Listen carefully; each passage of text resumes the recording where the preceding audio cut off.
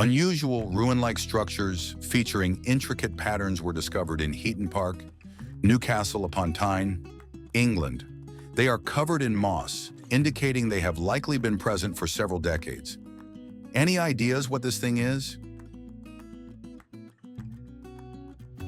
In the 1700s and 1800s, it was a trend to have ruins, and also grottos, mock cottages, and hermit cabins as a feature in estate parks. Garden hermits, or ornamental hermits, were people encouraged to live alone in purpose-built hermitages, follies, grottos, or rockeries on the estates of wealthy landowners, primarily during the 18th century. Such hermits would be encouraged to remain permanently on site, where they could be fed, cared for, and consulted for advice or viewed for entertainment. I saw an unusual playground structure resembling a reverse slide at a local park, which was installed approximately 8 years ago. This plastic piece is shaped like an S and lacks sides, featuring ridges in the middle.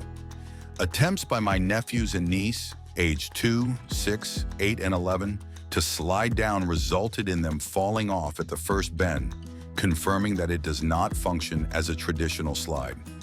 It is part of a playground set, and I am left wondering if it might serve as a climbing apparatus, as it appears to have no practical use beyond its vaguely slide-like appearance.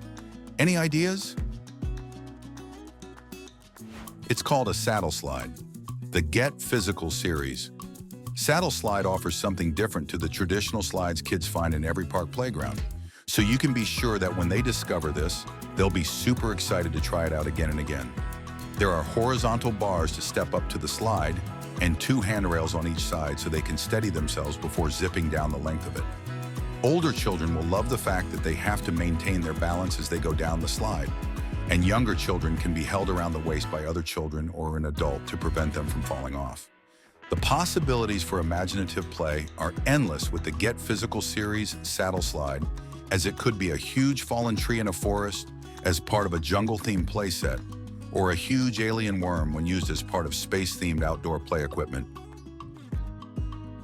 Upon moving in, we discovered this item in the garage, and I am uncertain of its purpose.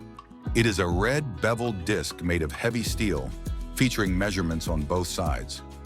1 7/8 inch to 2 inches on one side, and 2 to 5/16 inch on the other. I attempted to conduct a Google search using the pictures I have, but I was unable to find anything that matched.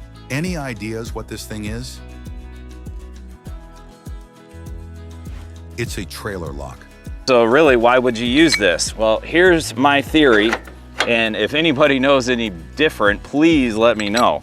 But here's the thought process. You put this in here, then you lock it, right? Now, just keeping in mind that thieves are lazy, okay? They don't want to get caught, messing with the lock or nothing like that. They just want to pull up and take it away. So imagine if this wasn't here and you're a thief, you don't want to get caught messing with a lock or breaking a lock. I received it as a gift from a family member, and it is a wooden semicircle shaped like a handle. 2 metal balls roll back and forth within a carved track, while the metal rod that holds them in place remains stationary. Unfortunately, there is no information regarding its origin or purpose. Anyone know what this is? Moses Cradle by Score More from the 70s. It's a puzzle. Challenge is to get one ball at either end of the track without touching them. The way to do it is to put the curved side down on the surface and then spin the whole thing like a spinning top. The centrifugal force pushes the balls to the ends. I saw an unusual bunker-like structure situated within a hillside in the Hampshire area. The entrance was locked and the interior was completely dark. It was located just off a pathway and in proximity to a lake, with no additional access points nearby. The structure was entirely obscured by vegetation, and there were no other indications of industrial or concrete constructions in the vicinity. Anyone know what this is? It serves as the hydraulic ram for the water system infrastructure.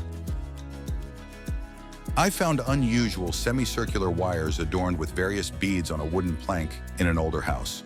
The structure measures approximately 12 inches in length, 1 inch in thickness, and 6 inches in height. From the center outward, there are 9, 9, 9, 9, 9, 9, 3, and 12 beads on the wires.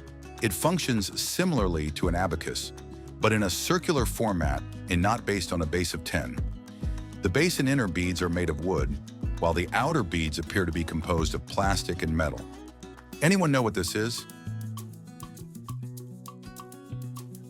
It's Himalayan calendar.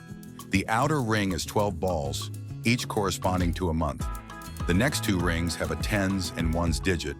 The tens has 3 balls for up to the 31st, and the next has 9 balls for 0 to 9, and then 4 rings for the year up to 9,999. This item was found 7 feet underground in the basement of a 100-plus-year-old house while plumbers were installing a new pipe to connect to the city system. It appears to be made of partially glazed clay, though I'm not certain. There are no visible markings on the bottom. The object is 14.5 centimeters, 5.7 inches, tall and 12.5 centimeters, 4.9 inches wide. It was found in Toronto, Canada. Anyone know what this is? It's an antique Chinese soy sauce jug. Archaeologists recovered this Chinese imported soy sauce jug from downtown San Diego. The site housed a working-class population during the late Victorian period, 1880 to 1915. While they worked and lived in traditional American fashion, each immigrant group maintained ties to their own community. The variety of other artifacts found the site give a glimpse into the reality of assimilation for immigrants and ethnic minorities. Chinese immigrants incorporated the traditions of their own culture into their new lives.